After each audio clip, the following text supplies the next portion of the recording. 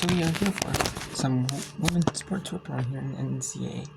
We have the women's lacrosse championships, the fourth one here between Princeton and Northwestern getting underway right now. They had 3 earlier ones, and it went well. You had Florida win. You had in the first one you had Northwestern. Then you had Florida win over Duke. Then you had Boston College win. So the top 4 seeds, 3 of the top 4 seeds, have advanced to the NCAA semifinals. Now we'll see if can Princeton advance to the NCAA semifinals and upset the national champion, their number 1 seed. Then we'll see that later. We got the American Outdoor Track and Field Championships here. Some conference outdoor track and field meets going on right now. Right now I'm showing you the American. We also have the NCAA women's team tennis quarterfinals. In the fall season, they have the NCAA individual tennis championships. They have the singles. They have singles competitions. Single players from the teams. They travel. Either the whole team will go to a certain event, or certain players based on their rankings overall. They get invited to certain events, and then there'll be singles and doubles as the doubles pairs that they have. To start the season, the doubles pairs or the singles pairs, they'll compete for the overall champion, not just the team of it, not just team based, like it is in the spring, which is saying as well. And you just saw it right there, the 4th prelim heat of day 1 of the women's 400 meter hurdles. We have right now the Ohio Valley Conference Track and Field Championships start at 9:50 Eastern. 12:30 Eastern was the Big 12 Outdoor Track and Field Championships, the day 1. The Big Sky started yesterday at 10 a.m. Pacific time. That was in Sacramento State. So it's a lot of these schools, even Division I schools, have the football field. Some of them have their own designated track and the throwing area. But some of them, use their own designated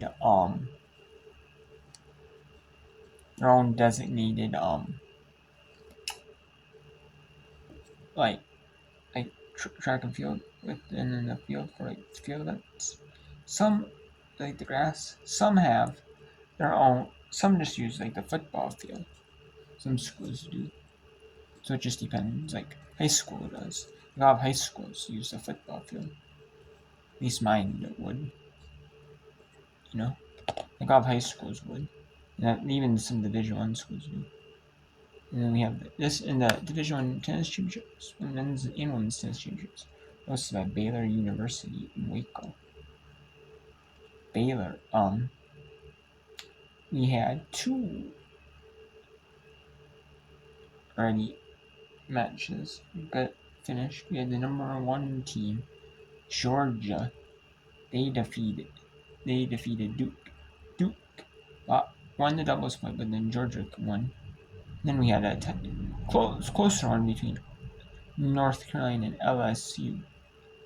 However, North Carolina took that one over LSU, over Louisiana State.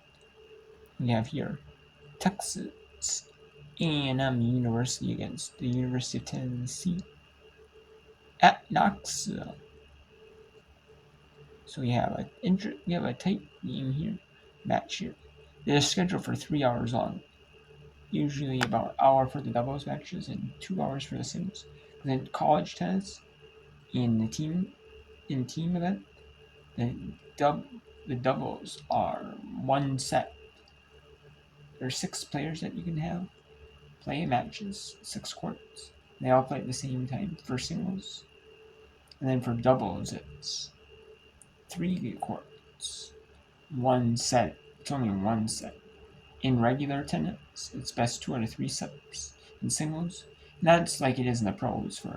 Unless it's like the men's majors, it's best 3 out of 5. But typically, it's best 2 out of 3 in every event. And then the differences here are when it's 40-40, which is basically the third point for each player, instead of having to win 2 points in a row back-to-back points. They actually do it to where it's next point wins, deciding point, so it's no advantage, no deuce they call it, no advantage point, essentially. So, which I kind of actually like that, because some of these matches, and then, but they have it where if you have to take a medical injury, it's a point, which, I get it if it's fake injury, but, but, like, sometimes you can clearly see, like, that they're injured, It's like, it's not fair. We have the men's for mirrors. We have the Big 12 Outdoor Track and Field Championships, Day 1, women's 1500 meter. And we have the WAC 10,000 meter. It starts at 7 p.m. Central to UT Earns Matters. And then we have that's at 5 p.m. Central, 6 Eastern. At 6:15 Eastern, 5:15 Central, we had the American Track and Field Outdoor Track Championship, Track Field Championships, Day 1. Some conferences televise, like the Ohio Valley Conference, the Big 12, the Big Sky. They actually televise the field events and the running events. The Big 12, however, has, since they have to deal with Big 12 now on ESPN Plus, and the American has, the American Conference, studios and their own production, and are actually, really good at it. They actually televise the big American outdoor they actually do it well. They're not televising the field events. Some of these conferences do not televise the field events. So, yeah. Tomorrow we have the NCAA softball regionals. We have and then we could show you that OVC Outdoor Track and Field Championships. Day 3 of the Big Skies. We have the first of 2 days of the Southland, so they're televising. And we have 3 days of the CUSA. They televise the CUSA. So on Friday, Saturday, Sunday. Or the 3 days of the CUSAs. They're late at night. Then we have the softball regionals again. We have the rowing championships. The Ivy League Women's Rowing Championships and the 10 Women's Rowing Championships. As well, So. And then we have, what else? We could choose softball regionals are on Saturday and Sunday. And then we have the team tennis championships, the semifinals at 11 and 1 Eastern, or 11 a.m. and 2 p.m. Eastern, I should say, my bad, and 10 a.m. and 1 p.m. Central Time on Saturday. They have it to where the women play Thursday, their matches Thursday, and then the men play Friday, their quarterfinals. And then Saturday, the women play, since they got the day off, they play earlier on Saturday, and the men play later on Saturday. And then, which actually could work on advantage to the women, because it's hot right now in Baylor right now, over 90 degrees, hot, humid in the asphalt, and on the concrete asphalt surfaces, really make it hot.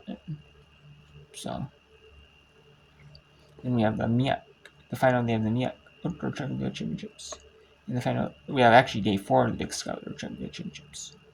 They sort of went, We have all the rest of the Track and Field Championships, except for day 1 of the MDCs and day 2 of the CUSAs. That's on Saturday. And then Sunday, you will have some more rowing championships I could show you. But mainly it's the regional finals or regionals, the finals matches, final games, 2 games left. And then we have the women's team tennis championships at 5 Eastern, the NBC Outdoor Championships Day 2 at 2:10 Eastern and 6:45 Eastern. There's the CUSA Outdoor Championships 6:45 Eastern, 5:45 Central, 4:45 Mountain. In the case of New Mexico State and like New Mexico State and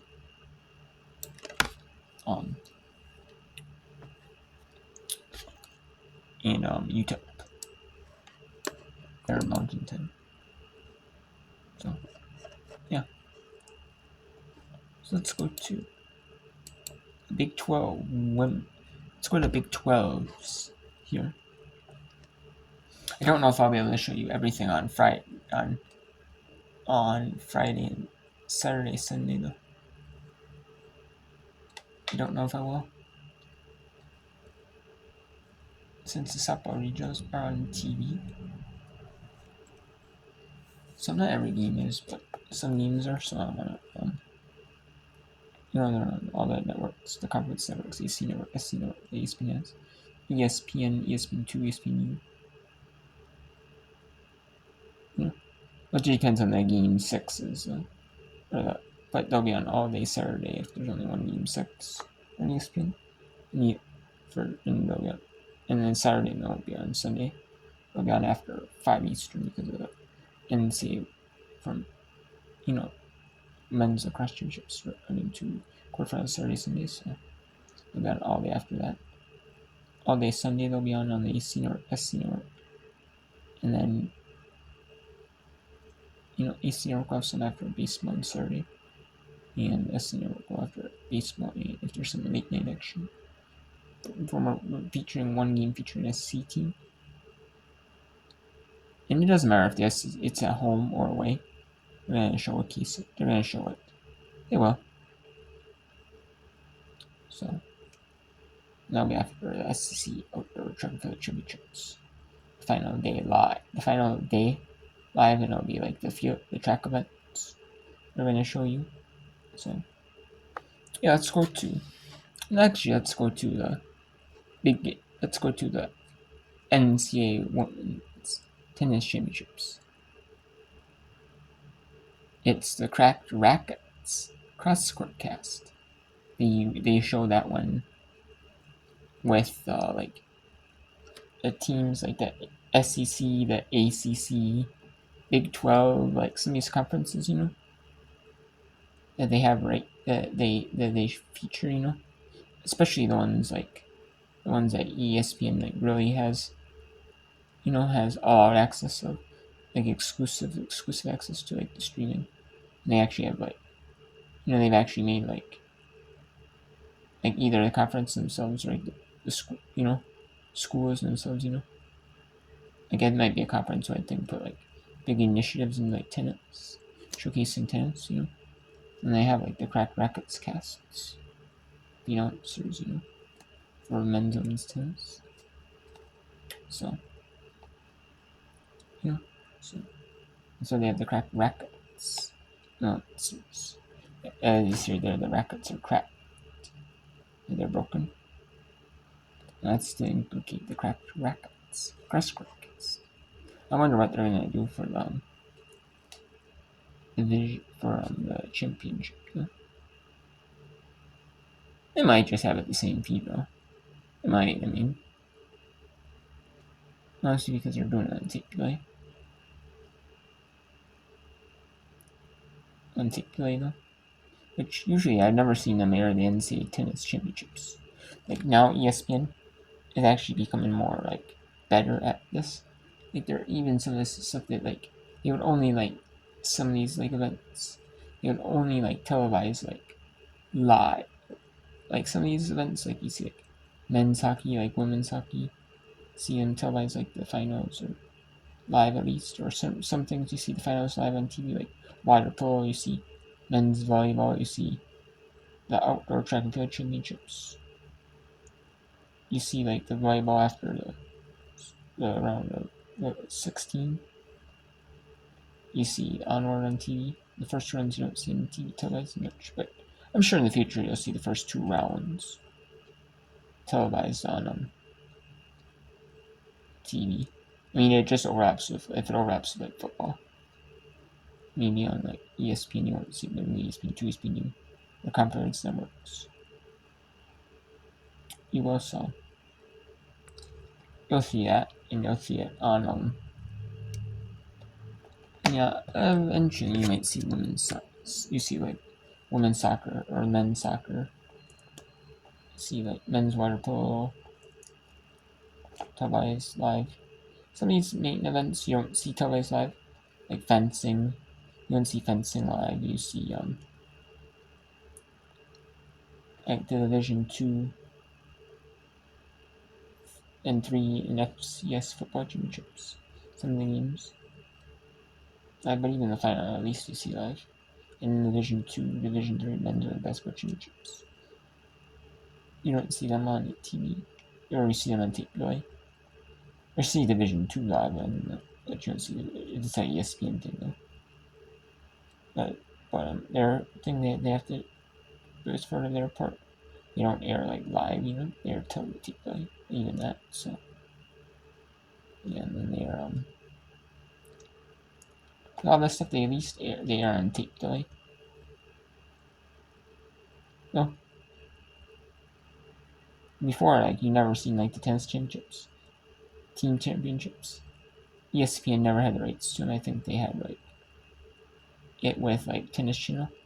The Tennis Channel, I think, sold the rights. They wanted about rights separately because ESPN has it where like all of these championships, like the tennis championships, hockey, the men's and women's hockey championships. You have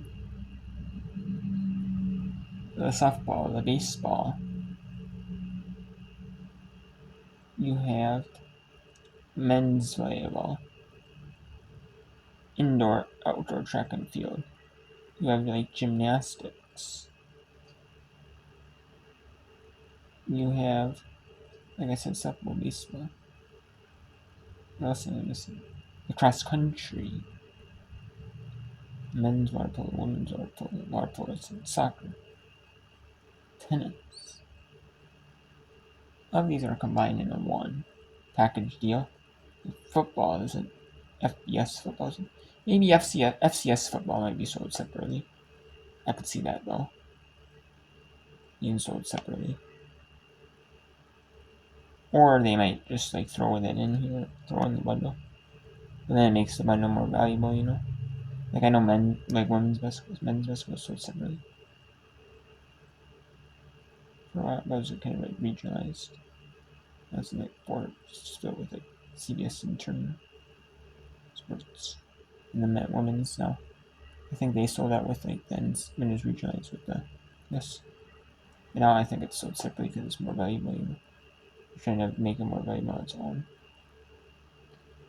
Maybe they take less for the NCAA women's basketball tournament. Maybe the NCAA does take less. Like maybe instead of like with this bundle they take 150 million, say 100 million. But then they say, well, we'll sell you it for like 75 million. But then the other stuff bundled together might be like, even with the other the other bundle might be say like 30 million. So they're hoping to make, it's kind of like that, something like that. I think I'm not for sure. I'm assuming, but then ESPN makes money back on like ad rights. For like ad rights during like the tape delays, like the tape delay events that they show, or in like they can double sell ads, like the ads they air during tape. They might not be just normal regular ads that they have, or like reruns on ESPN, but that stuff. But like they can have like ads like in between the breaks on these, and like stuff like that. So, and some of these ones they can double dip. They can sell ads like on the ESPN Plus version. They can sell ads like ESPN TV version, TV one. So it's like double dipping. But so I don't know. Some of them are just like a throw-in bundle thing, but it is what it is.